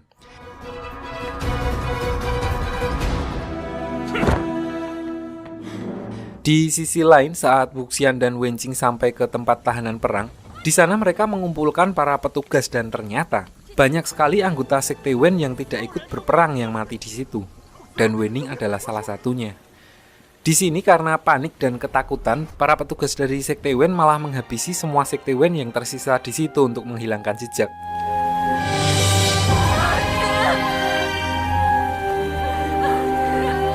Tentu saja hal itu membuat Wuxian semakin marah. Lalu dia membangkitkan Wenning menjadi mayat hidup yang niatnya untuk menunjukkan siapa orang yang membunuhnya.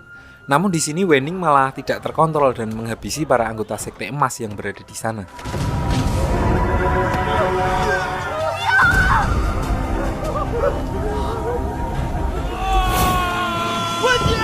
Di sisi lain, Lanzan yang berniat akan menyusul Wuxian mendengar suara jeritan Wenning yang sedang diruqyah.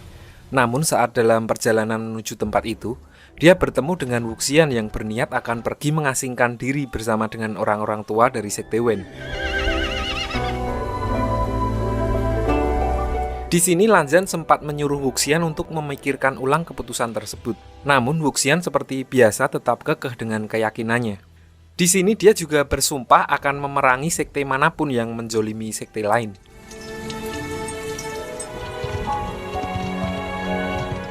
Esoknya, para pemimpin sekte mengadakan rapat tentang apa yang Wuxian telah lakukan. Di sini Jianzheng meminta maaf kepada sekte-sekte lain dan menjelaskan tentang siapa Wenning dan Wenjing. Namun para pemimpin sekte lain berpendapat bahwa semua sekte Wen sama dan harus mendapatkan hukuman. Pemimpin Sekte Emas juga memanas-manasi Jianzheng sebagai pemimpin yang masih junior kalau Wuxian sama sekali tidak menghormati dan mempermalukan Jianzheng sebagai pemimpin sekte. Di sini Lanzan dan seorang cewek dari Sekte Emas yang pernah diselamatkan oleh Wuxian sempat membela Wuxian dari tuduhan itu. Namun karena kalah masa, mereka memutuskan untuk pergi dari pertemuan itu.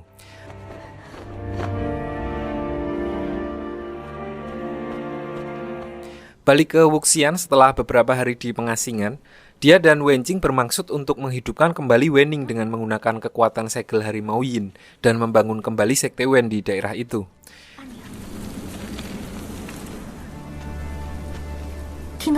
Tidak lama kemudian, Jianzheng datang ke sana untuk meminta penjelasan kepada Wuxian dan setelah melihat usahanya dalam mengembalikan kesadaran Wenning menggunakan segel harimau Yin, Jianzheng bersikeras untuk menyerahkannya ke 4 sekte besar. Namun di sini Wuxian mengingatkan kembali tentang apa yang pernah dilakukan Wenning dan Wenjing kepada mereka saat pasukan Wenqiao memburu mereka.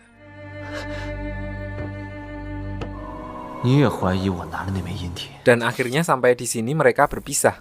Wuxian bukan lagi anggota sekte Jiang dan mulai sekarang dia berdiri sendiri bersama para pengungsi dari sekte Wen. Tidak sampai di situ, Jianzheng juga menantangnya bertarung untuk memberi alasan kepada sekte lain bahwa Wuxian membelot. Dan dalam pertarungan itu, Wuxian sempat terkena pedang dari Jianzheng.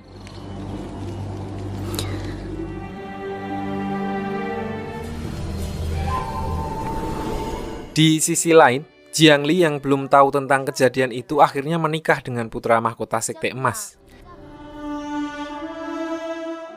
Beberapa bulan kemudian, saat Wuxian sedang berbelanja di kota, dia tidak sengaja bertemu dengan Lanzan dan mendapat berita tentang pernikahan kakaknya.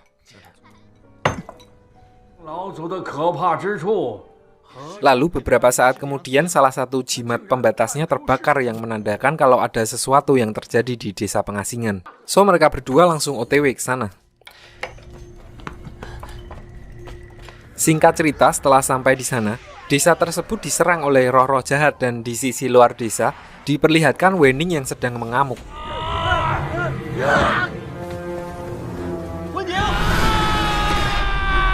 Di sini Wuxian mencoba menahan Wenning dengan menggunakan jimat pembatas. Namun ternyata jimat tersebut tidak cukup kuat. So Lanzan dengan sihir musiknya berusaha untuk menahan Wenning dan Wuxian harus menyegelnya secara manual.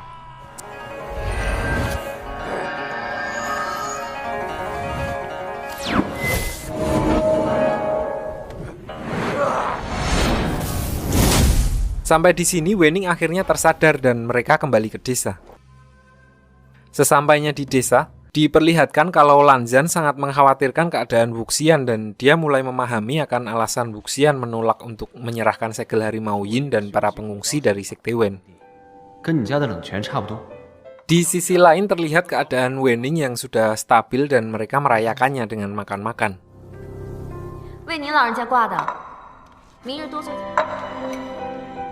Sementara itu di kota, beredar isu tentang kultivasi Wuxian dalam menghidupkan kembali Wenning dan membuat orang-orang ingin berguru kepadanya.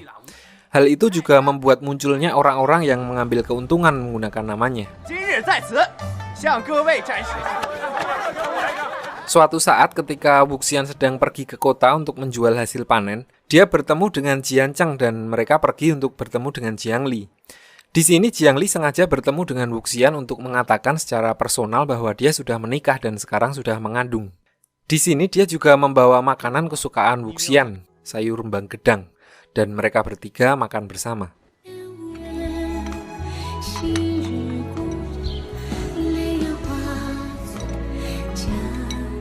Kembalinya ke desa pengasingan setelah pertemuannya dengan saudaranya, di sini Wuxian berniat untuk menanam lotus sendiri di desa tersebut yang notabene hampir mustahil dengan tanah di desa mereka. Beberapa hari kemudian, entah keajaiban dari mana, salah satu biji lotus yang dia tanam bisa tumbuh. Namun secara tidak sengaja salah satu bocil di situ mencabutnya karena penasaran. Tentu saja hal itu membuat Wuxian marah dan tanpa sadar dia membentak bocil tadi yang hal itu bukan Wuxian banget. Kejadian itu juga menegaskan kalau Wuxian benar-benar mempunyai masalah dengan temperamennya.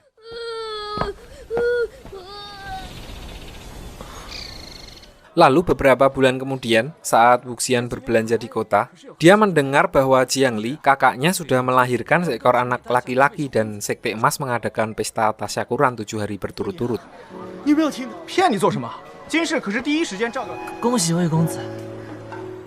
Di sisi lain, dalam acara pesta kelahiran cucu Sekte Emas, di sini Lanzan mengusulkan agar mereka juga mengundang Wuxian yang tidak lain adalah paman dari anak tersebut. So, menggunakan kesempatan itu, pemimpin Sekte Emas setuju untuk mengundang Wuxian dengan niat tersembunyi untuk mengambil segel harimau Yin dari tangan Wuxian. Balik ke desa pengasingan di tempat Wuxian, setelah dia mendapat undangan resmi untuk syukuran kelahiran cucu Sekte Emas, dia langsung bergegas untuk membeli oleh-oleh untuk keponakannya. Di sini Wuxian juga membuat sebuah gelang jimat. Namun di tengah perjalanannya bersama Wenning menuju Sekte Emas, mereka dihadang oleh salah satu anggota Sekte Emas bernama Si Jun yang pernah dia permalukan saat acara perburuan. Ternyata alasan Si Jun menghadang Wuxian di sini bukan untuk membalas dendam, namun dia mempunyai penyakit kulit dan dia pikir Wuxian yang mengirimkan kutukan jahat kepadanya. So, seperti biasa dengan songongnya, Wuxian menolak tuduhan tersebut dan malah menantang mereka semua. Dan di sini diperlihatkan Wenning yang melepas kalung segel miliknya dan sesaat kemudian, aura jahat keluar dari dirinya dan Wenning langsung menghabisi para pasukan dari Sekte Emas.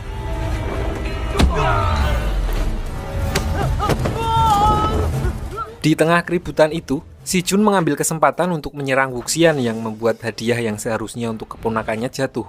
Dan di tengah pertarungan, putra mahkota Sekte Emas datang dan berusaha melerai mereka. Dia berkata kalau dia mendapat info dari Guang Yao bahwa Si Jun berniat untuk menghadang Wuxian. Di sini putra mahkota memarahi Si Jun habis-habisan yang membuat Si Jun sangat emosi karena merasa dipermalukan. Dan tanpa sengaja dia merusak hadiah tadi yang membuat Wuxian jadi emosi juga. So, Wuxian langsung memberikan buff kepada Wenning dan menyuruhnya menghabisi Si Jun.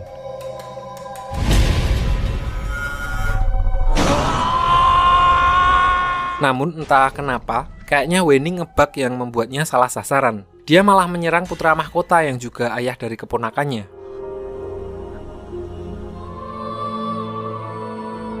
Tentu saja hal itu membuatnya shock dan dia baru mengerti apa yang dikatakan Lanzan sebelumnya bahwa akan ada suatu waktu ketika Wuxian tidak bisa sepenuhnya mengendalikan kekuatannya.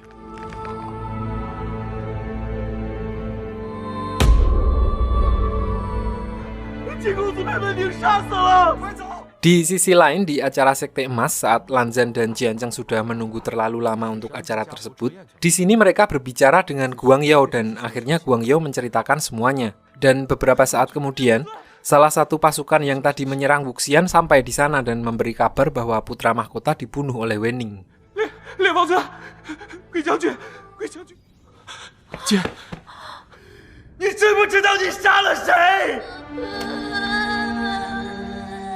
Beberapa saat kemudian, di tengah pengasingan, Wuxian diberikan obat penenang sehingga dia tidak bisa bergerak selama beberapa hari. Sementara Wenjing dan Wenning berniat akan pergi ke Sekte Emas untuk mempertanggungjawabkan kejadian tersebut.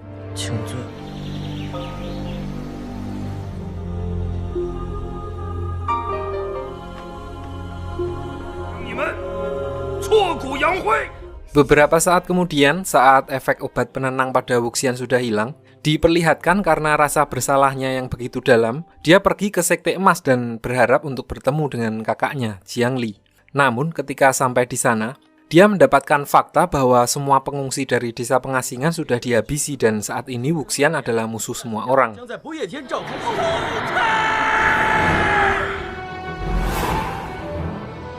Mengetahui situasinya menjadi seperti itu, di sini Wuxian berniat akan menyelesaikan akar permasalahan.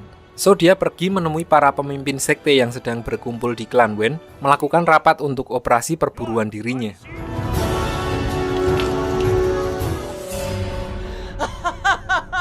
Di sini Wuxian menyalahkan pemimpin klan Jin di depan semua orang kalau siapa yang seharusnya menjadi target saat penyergapan kemarin.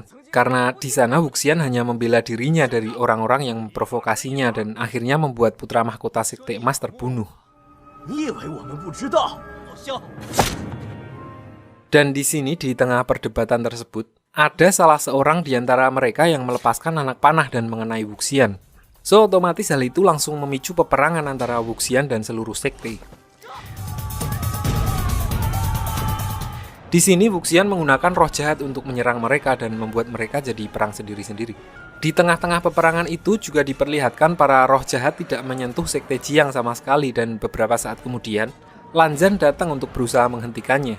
Namun Wuxian yang udah terlanjur resistan, anti banget gitu sama tawaran perdamaian, jadi dia juga menyerang Lanzan, sampai akhirnya Jiangli datang di tengah peperangan tersebut dan Wuxian turun untuk menyelamatkannya.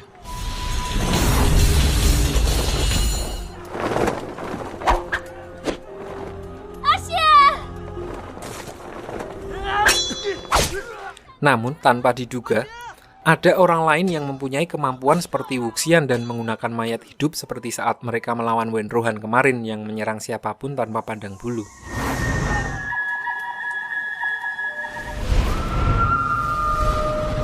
Sampai akhirnya, salah satu serangan dari mayat hidup tersebut juga menyerang Jiangli yang membuat Wuxian merasa sangat bersalah.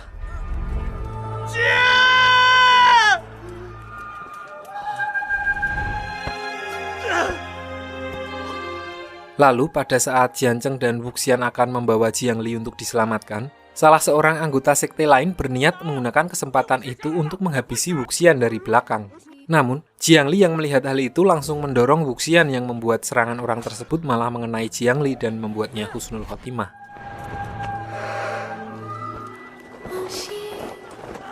Di tengah kondisi psikologisnya yang sedang tidak stabil, orang-orang di sana malah semakin memprovokasi Wuxian dengan menyalahkannya atas kematian kakaknya. So, di sini Wuxian menggunakan seluruh kekuatannya sampai akhirnya dia melukai tubuhnya sendiri.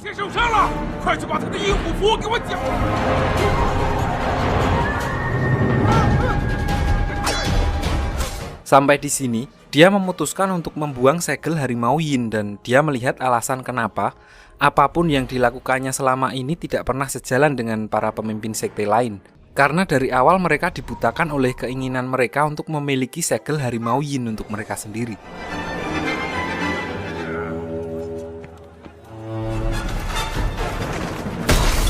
Di sini diperlihatkan untuk mendapatkan segel tersebut, mereka tidak segan-segan menghabisi kawan atau lawan yang mendapatkan segel tersebut terlebih dahulu.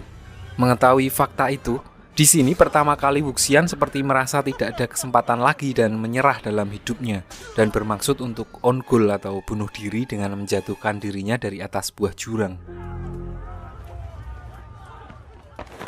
Di sini diperlihatkan adegan saat awal film di mana Wuxian hampir diselamatkan oleh Lan Zhan, dan saat Jian Cheng datang, dia melepaskan tangannya dan terjatuh ke dalam jurang kemiskinan.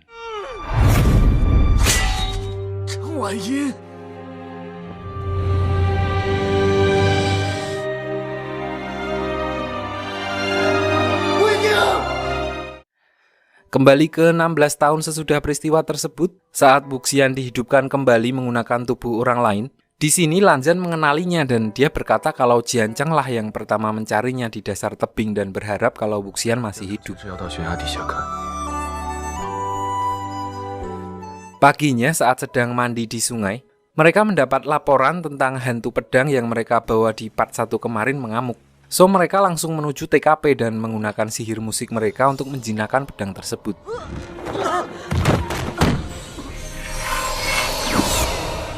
Dan setelah dicek, ternyata memang benar kalau pedang tersebut terinfeksi oleh kekuatan segel harimau yin. Dan pedang itu juga mengarah ke sebuah tempat, yaitu Sekte Raya. So paginya Wuxian dan Lan Zhan langsung pergi menuju Sekte Raya, tempat pedang tersebut mengarah.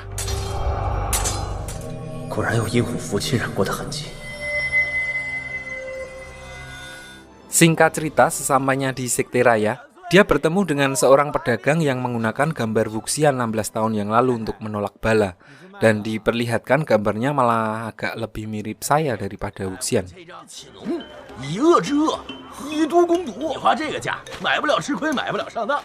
Lalu tiba-tiba, di sini Jinling, keponakan Wuxian atau anak dari Jiangli yang sekarang udah gede, just in case kalian lupa, dia menghajar pedagang tadi karena saking bencinya dia terhadap Wuxian. Di sini Wuxian berniat akan memberinya pelajaran. Namun, ternyata Jinling mempunyai peliharaan seekor anjing yang dimana Wuxian udah sangat trauma ketika melihat anjing. Beruntung di sini Lan Zhan datang tepat waktu untuk menolongnya.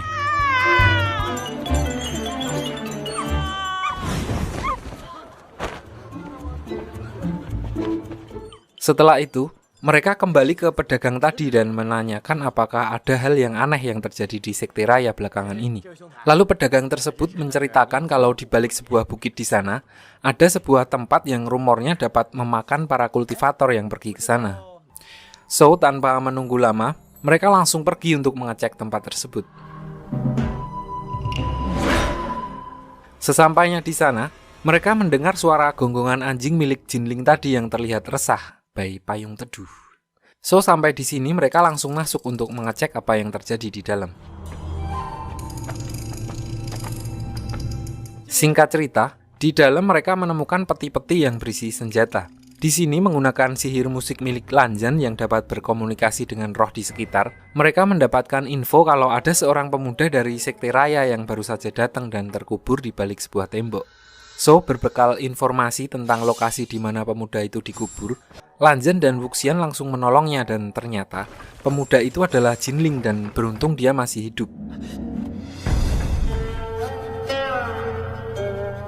Di sini mereka langsung membawa Jinling keluar dan ternyata ada seseorang yang mengintai mereka dari dalam hutan. So, dari sini mereka berpencar. Lan Zhan mengejar orang yang mengintai mereka dan Wuxian membawa Jinling untuk kembali ke desa.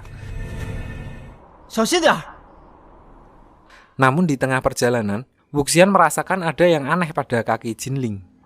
Ternyata, Jinling mendapatkan kutukan jahat saat sedang terkubur di tempat tadi. Di sini karena Wuxian tidak mempunyai kemampuan untuk menghilangkan kutukan jahat, dia mentransferkan kutukan tersebut ke dalam tubuhnya sendiri. Sesampainya di desa, saat Jinling sudah sadar, dia langsung berlari keluar dan pada saat Wuxian mengejarnya, ternyata di luar sudah ada Jian Cheng yang kebetulan berada di sana. Melihat Wuxian yang ketakutan saat ada anjing, di sini Jian Cheng sudah sepenuhnya yakin kalau Wuxian di sini benar-benar Wuxian 16 tahun yang lalu. So Jian Cheng lalu membawa Wuxian ke rumahnya dan di sini dia menyalahkan Wuxian habis-habisan. Tidak sampai di situ, dia juga menggunakan cambuk listriknya agar Wuxian tidak bisa meloloskan diri. Namun kali ini Jinling membalas kebaikan Wuxian karena udah menolongnya dengan membantunya meloloskan diri.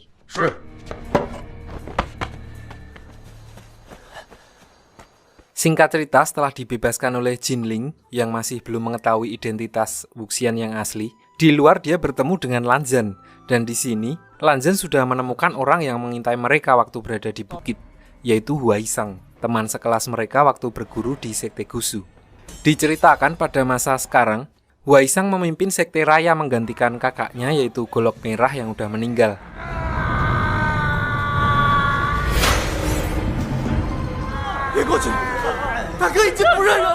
Di sisi lain juga diperlihatkan kutukan yang sebelumnya ditransfer dari Jinling membuat kaki Wuxian semakin parah. So mereka langsung menuju ke sebuah penginapan untuk menemui Huaisang. Di sini karena udah tidak bisa mengelak, dia menjelaskan kalau tempat itu adalah kuburan para leluhurnya dan tempat menyimpan benda-benda pusaka para pemimpin klannya terdahulu. Dia juga menjelaskan kalau dulu tempat itu pernah akan dijarah sama bajing loncat.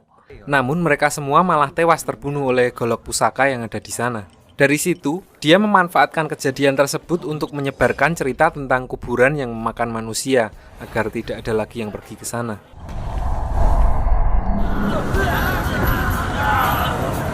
Singkat cerita, mereka semua pergi ke sana untuk mengecek keadaan tempat tersebut. Di sana mereka menemukan fakta kalau ternyata jasad kakaknya Huaisang yaitu Tuan Golok Merah dan senjatanya tidak ada di sana. Wuxian curiga kalau roh pedang yang sedang mereka selidiki ada hubungannya dengan meninggalnya Tuan Golok Merah. So mereka memutuskan untuk melanjutkan perjalanan dan menyelidikinya. Di tengah perjalanannya, mereka mampir di sebuah kedai minuman yang dulu juga pernah mereka singgahi bersama-sama dengan Jiancheng. Di sini Wuxian tidak sengaja mendengar orang-orang yang masih membicarakan sebuah klan kecil di sekitar sana yang dulu dibantai oleh Sui yang waktu masih menjadi bawahan dari Wenrohan. Lanzan lalu memberitahu Wuxian update terbaru tentang Sui Yang di mana dulu waktu dia berada di Sekte Emas dan akan dihukum mati, pemimpin Sekte Emas menentangnya karena merasa tidak ada saksi yang melihat langsung Sui Yang melakukan pembantaian tersebut. Dia akhirnya dibebaskan saat itu dan saat pemimpin Sekte Emas meninggal dan digantikan oleh Guang Yao, barulah Sui Yang bisa dihukum. Singkat cerita, malam harinya saat kembali dari kedai minuman, Wuxian iseng jalan-jalan keluar penginapan. Nggak tahu disengaja apa enggak, tiba-tiba Wenning atau yang sekarang kita sebut Jenderal Hantu muncul dan berjalan ke arah Wuxian. Setelah melihatnya dari dekat, Wuxian berasumsi kalau Wenning berada di bawah kontrol seseorang. So dia mengecek tubuh Wenning dan benar aja. Dia menemukan paku yang dipakai sebagai media santet di kepala Wenning. Lalu begitu pakunya dicabut, Wenning langsung mendapatkan kesadarannya kembali. Belum sempat Wuxian melepas rantai besi yang mengikat badannya, Lanzan keburu muncul dengan kondisi yang masih agak geleyang gara-gara habis minum komer sebelumnya. Di sini Wuxian langsung memberi kode dan menyuruh Wenning untuk pergi dulu, dan Wuxian membawa Lanzan kembali ke penginapan. Begitu sampai di penginapan, di dalam ada seorang bertopeng yang menyusup ke kamar mereka. Lanzan lalu berniat untuk menghentikannya, namun orang itu berhasil lolos dengan jimat teleportasi. Saat pertarungan tersebut, Wuxian sempat memperhatikan bahwa orang itu seperti hafal teknik pedang yang dipakai oleh Lanzan.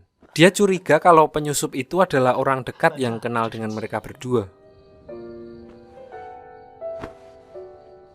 Keesokan harinya, Wuxian dan Lanzan melanjutkan perjalanannya begitu mendapat sinyal dari jimat yang dibawanya. Mereka menuju ke sebuah kecamatan yang dijuluki Kota Peti Mati. Menurut warga sekitar, wilayah itu adalah wilayah terkutuk sehingga tidak ada yang bertahan lama tinggal di sana. Singkat cerita, begitu melewati gerbang kota, mereka disambut oleh kabut tebal dan sosok misterius yang mengintai. So mereka berdua memutuskan untuk berpencar dan mengejar orang itu. Di sini Wuxian secara tidak sengaja bertemu dengan rombongan Jinling yang sedang bersama rombongan dari Sekte Gusu. Tiba-tiba dari arah belakang Wuxian muncul rombongan zombie yang akan menyerang mereka. Beruntung Lanzan datang dan dengan sekali ulti, mereka semua langsung lenyap.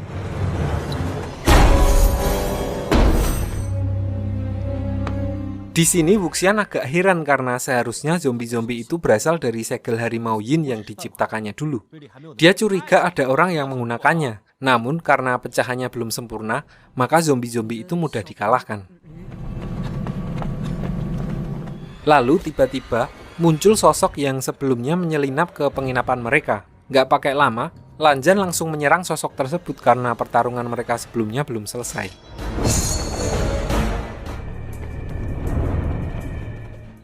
Sementara Lanjan sibuk bertarung, Wuxian membawa rombongan bocil-bocil ke tempat aman karena ternyata beberapa orang dari rombongan itu keracunan akibat terkena serpihan dari zombie yang tadi baru dimusnahkan.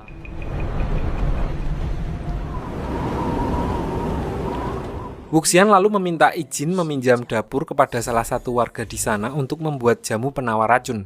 Dan saat berbicara dengan pemilik rumah, dia merasakan ada keanehan.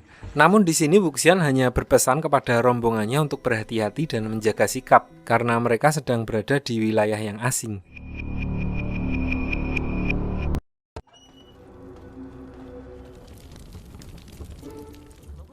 Sambil menunggu ramuan penawar racunnya jadi, di sini Wuxian bertanya kepada Jinling bagaimana dia bisa bertemu dengan rombongan dari Sekte Gusu di kota ini. Mereka lalu menceritakan kalau ternyata mereka sedang mengejar hal yang sama dan mendapat petunjuk untuk pergi ke kota peti mati. Di sini Wuxian curiga kalau mereka sengaja digiring oleh seseorang menuju ke tempat ini agar bertemu dengan Wuxian dan Lanjan.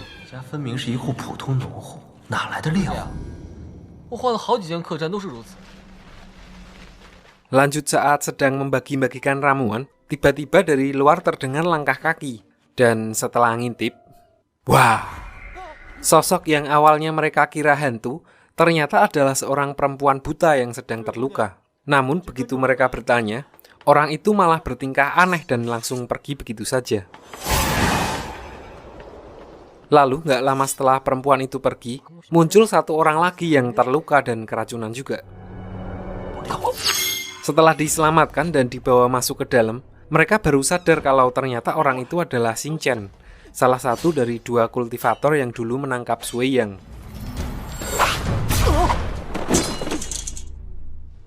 Padahal menurut isu yang beredar mereka telah meninggal karena stroke. Di tengah kebingungan mereka, tiba-tiba muncul satu lagi kultivator yang dimaksud, yaitu Songlan. Namun, wujudnya sudah dalam bentuk zombie yang dikendalikan oleh seseorang. Lalu dengan memanfaatkan skill milik Sekte Gusu, mereka mengajak rohnya berkomunikasi dan di sini didapatkan fakta bahwa dia memang telah tewas dibunuh dan orang yang mengendalikannya adalah orang yang mereka selamatkan tadi. Seketika kultivator yang tadi mereka tolong langsung bangkit dan mengambil alih tubuh Songlan. Dengan mengancam Wuxian, dia meminta agar semua orang di sana keluar. Ternyata orang itu adalah Sui Yang menyamar dengan menggunakan wajah dan pedang Xing Chen. Di sini dia meminta kepada Wuxian untuk membantunya membangkitkan Xing Chen agar bisa dijadikan boneka olehnya. Namun karena Wuxian menolak, so dia berniat untuk membawanya dengan paksa.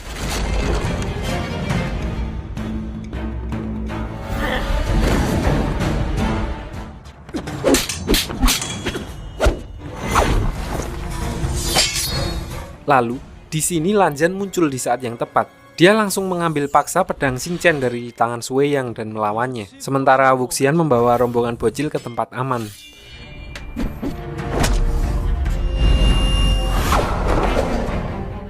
Dia lalu mengikuti suara tongkat dari gadis buta yang mereka lihat sebelumnya. Ternyata, selain buta, gadis tersebut juga bisu dan dia menuntun mereka ke sebuah peti di mana ternyata jasad Xing Chen disimpan di situ oleh Sui Yang dan menunggu untuk dibangkitkan. Di sini karena gadis itu bisu jadi nggak bisa cerita, Wuxian memutuskan untuk masuk ke alam bawah sadar gadis itu untuk mencari tahu apa yang terjadi sebenarnya.